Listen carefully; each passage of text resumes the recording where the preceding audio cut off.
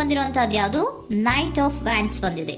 ಯಾವುದೋ ಕೆಲವೊಂದು ನಿರ್ಧಾರಗಳನ್ನ ಮಾಡ್ತಾ ಇರುವಂತಹದ್ದು, ಧೈರ್ಯದಿಂದ ಕೆಲವು ನಿರ್ಧಾರಗಳನ್ನ ನೀವು ಮಾಡ್ತಾ ಇರುವಂತಹದ್ದು ರೆಪ್ರೆಸೆಂಟ್ ಆಗ್ತಾ ಇದೆ. ಆಕ್ಷನ್ಸ್ ಅನ್ನ ತಗೋತಾ ಇರುವಂತಹದ್ದು ನಿಮಗೆ ರೆಪ್ರೆಸೆಂಟ್ ಆಗ್ತಾ ಇದೆ ಬಾಟಮ್ ಆಫ್ ದ ಡಕ್ ಅಲ್ಲಿ. ಓಕೆ, ಇನ್ ನಿಯರ್ ಪಾಸ್ಟಿನಲ್ಲಿ ಏನಾಗಿದೆ? ನಿಮ್ಮ ಲವ್ ಲೈಫಿನ ವಿಚಾರವಾಗಿದ್ರೆ ದ ಫೂಲ್ ಕಾರ್ಡ್ ರೆಪ್ರೆಸೆಂಟ್ ಆಗಿದೆ. ತುಂಬಾನೇ ಚೆನ್ನಾಗಿದೆ, ಜಾಯ್ಫುಲ್ ಆಗಿತ್ತು, ಬಿಗಿನಿಂಗ್ ತುಂಬಾ ಚೆನ್ನಾಗೇ ಇದೆ. ಕಾರ್ಡ್ ಬಂದಿರುವಂತಹದ್ದೇನು? ವೀಲ್ ಆಫ್ ಫಾರ್ಚೂನ್ ಬಂದಿದೆ. ಸೊ ನಿಮ್ಮ ಲವ್ ಲೈಫಿನ ವಿಚಾರವಾಗಿ ನೀವು ಕೆಲವೊಂದು ಬದಲಾವಣೆಗಳನ್ನ ನೀವು ಮಾಡ್ಕೊಂಡಿರುವಂತಹದ್ದು ಇಲ್ಲಿ ರೆಪ್ರೆಸೆಂಟ್ ಆಗ್ತಾ ಇದೆ. ಕ್ವೀನ್ ಆಫ್ ಕಪ್ಸ್ ಏನನ್ನ ರೆಪ್ರೆಸೆಂಟ್ ಮಾಡುತ್ತೆ? ಸೊ ಕ್ವೀನ್ ಆಫ್ ಕಪ್ಸ್ ನೀವು ಯಾಕೆ ಬದಲಾವಣೆಗಳನ್ನ ಮಾಡ್ಕೊಂಡಿದ್ದೀರಾ?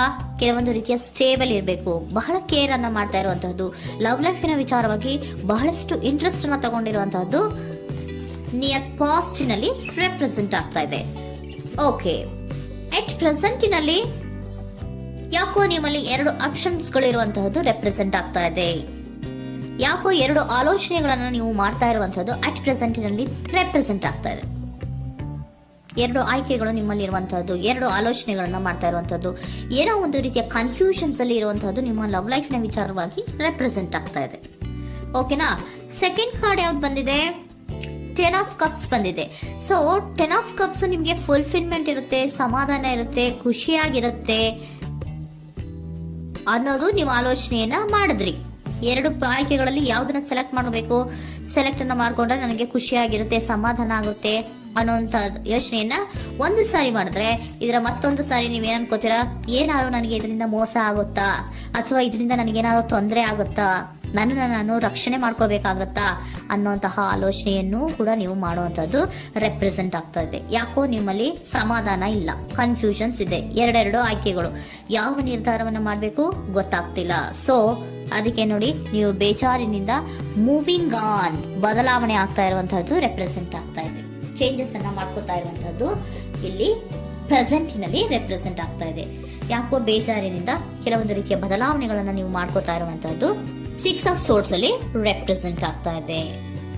ನೀವು ಈ 6 ಆಫ್ ಸೋರ್ಟ್ಸ್ ಮತ್ತೆ ಏನನ್ನ ರೆಪ್ರೆಸೆಂಟ್ ಮಾಡುತ್ತೆ ಅಂದ್ರೆ, ನಾನು ಲವ್ ಲೈಫಿನ ವಿಚಾರವಾಗಿ ಒಂದು ಬೆಟರ್ ಆಪ್ಷನ್ಸ್ ಅನ್ನ ಸೆಲೆಕ್ಟ್ ಮಾಡ್ಕೋಬೇಕು ಅನ್ನುವಂತಹ ಆಲೋಚನೆಯನ್ನ ಮಾಡ್ತಾ ಇರುವಂತಹದ್ದು ರೆಪ್ರೆಸೆಂಟ್ ಆಗ್ತಾ ಇದೆ.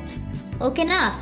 ನೀವೇನಂದ್ರೆ ಅಟ್ ಪ್ರೆಸೆಂಟಿನಲ್ಲಿ ನಿಮ್ಮ ಲವ್ ಲೈಫಿನ ವಿಚಾರವಾಗಿ ಬೆಟರ್ ಆಪ್ಷನ್ ಬಗ್ಗೆ ಯೋಚನೆಯನ್ನ ಮಾಡ್ತಾ ಇರುವಂತಹದ್ದು, ಅದರ ಬಗ್ಗೆ ಸ್ವಲ್ಪ ಕನ್ಫ್ಯೂಷನ್ ಅಲ್ಲಿ ಇರುವಂತಹದ್ದು ಅಟ್ ಪ್ರೆಸೆಂಟಿನಲ್ಲಿ ರೆಪ್ರೆಸೆಂಟ್ ಆಗ್ತಾ ಇದೆ.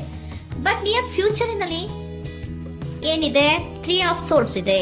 ಕೆಲವೊಂದು ರೀತಿಯ ಬೇಜಾರುಗಳಿರುವಂತಹದ್ದು, ನೋವುಗಳಿರುವಂತಹದ್ದು, ಕೆಲವೊಬ್ರು ಅಳ್ತಾ ಇರುವಂತಹದ್ದು, ಭಾವನಾತ್ಮಕವಾಗಿ ತುಂಬಾ ಫೀಲ್ ಅನ್ನ ಮಾಡ್ತಾ ಇರುವಂತಹದ್ದು ನಿಮ್ಗೆ ರೆಪ್ರೆಸೆಂಟ್ ಆಗ್ತಾ ಇದೆ. ಯಾಕೆ ನಿಮಗೆ ಆ ತರ ಆಗತ್ತೆ ಅಂತ ಅಂದ್ರೆ, ಡೆವಿಲ್ ಕಾರ್ಡ್ ರೆಪ್ರೆಸೆಂಟ್ ಆಗಿದೆ. ಸೊ ಡೆವಿಲ್ ಕಾರ್ಡ್ ಏನನ್ನ ಹೇಳುತ್ತೆ?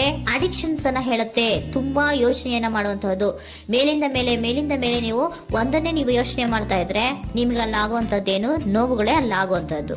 ಸೊ ಯಾತಕ್ಕೆ ಅಂದ್ರೆ ನಿಮ್ಮಿಬ್ಬರ ಮಧ್ಯೆ ಕೆಲವೊಂದು ರೀತಿಯ ಘರ್ಷಣೆಗಳಿರುವಂತಹದ್ದು ರೆಪ್ರೆಸೆಂಟ್ ಆಗ್ತಾ ಇದೆ. ಕೆಲವೊಂದು ರೀತಿಯ ಮನಸ್ಸು ಒಂದೇ ತರ ಆಲೋಚನೆಯನ್ನ ಮಾಡ್ತಾ ಇಲ್ಲ. ಒಂದ್ಸರಿ ಆ ತರ ಯೋಚನೆ ಮಾಡ್ತೀರಾ, ಒಂದ್ಸರಿ ಈ ತರ ಯೋಚನೆ ಮಾಡ್ತೀರಾ, ಕನ್ಫ್ಯೂಷನ್ ಅಲ್ಲಿ ಇರ್ತೀರಾ, ಏನ್ ಮಾಡ್ಬೇಕು ಗೊತ್ತಾಗಲ್ಲ. ಸೊ ಅದಕ್ಕೆ ನಿಮ್ಗೆ ಬೇಜಾರು, ನೋವು ಇರೋಂಥದ್ದು. ಮತ್ತೆ ನೆಕ್ಸ್ಟ್ ಕಾರ್ಡ್ ಬಂದಿರುವಂತದ್ದೇನು? 5 ಆಫ್ ಪ್ಯಾಂಟಿಕಲ್ಸ್ ಬಂದಿದೆ. ಸೊ 5 ಆಫ್ ಪ್ಯಾಂಟಿಕಲ್ಸ್ ಏನು?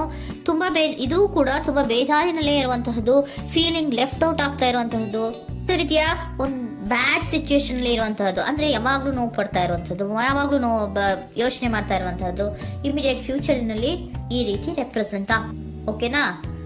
ಸೊ ದ ಮೂನ್ ಕಾರ್ಡ್ ಏನನ್ನ ರೆಪ್ರೆಸೆಂಟ್ ಮಾಡುತ್ತೆ ಅಂದ್ರೆ, ರಿಯಾಲಿಟಿಯ ಕಡೆಗೆ ಹೆಚ್ಚು ಗಮನ ಕೊಡದೇ ಇರುವಂತಹದನ್ನ ರೆಪ್ರೆಸೆಂಟ್ ಮಾಡುತ್ತೆ. ಓಕೆನಾ?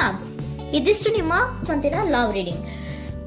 ನೆಕ್ಸ್ಟ್ ಏಂಜಲ್ ಗೈಡೆನ್ಸ್ ನಿಮ್ಗೆ ಏನ್ ಕೊಡ್ತಾರೆ ಅನ್ನೋದನ್ನ ನೋಡೋಣ. ನೋ ಅನ್ನೋಂತ ಆನ್ಸರ್ ಅನ್ನ ಕೊಡ್ತಾ ಇದ್ದಾರೆ.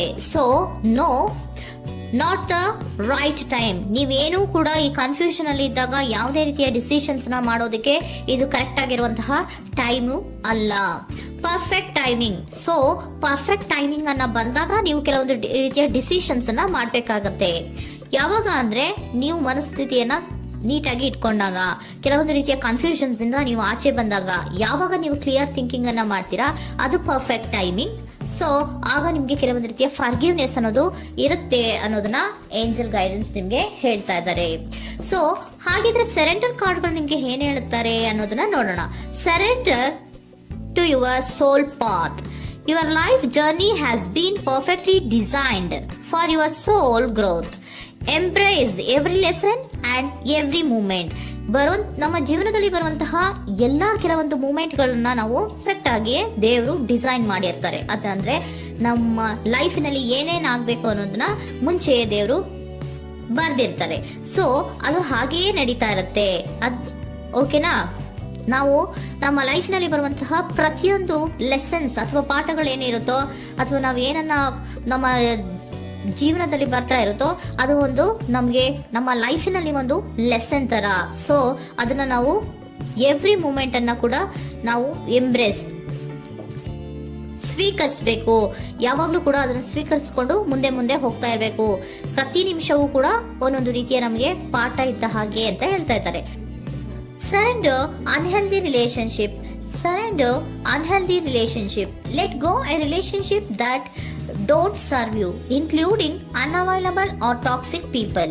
You deserve to be treasured by others and to be surrounded by positive people. Unhealthy relationship ನ ಕಡೆಗೆ ಹೆಚ್ಚು ಗಮನವನ್ನ ಕೊಡಬೇಡಿ. ಈ ಟಾಕ್ಸಿಕ್ ಪೀಪಲ್ ನ ಕಡೆಗೆ ಹೆಚ್ಚು ಗಮನವನ್ನ ಕೊಡಬಾರ್ದು.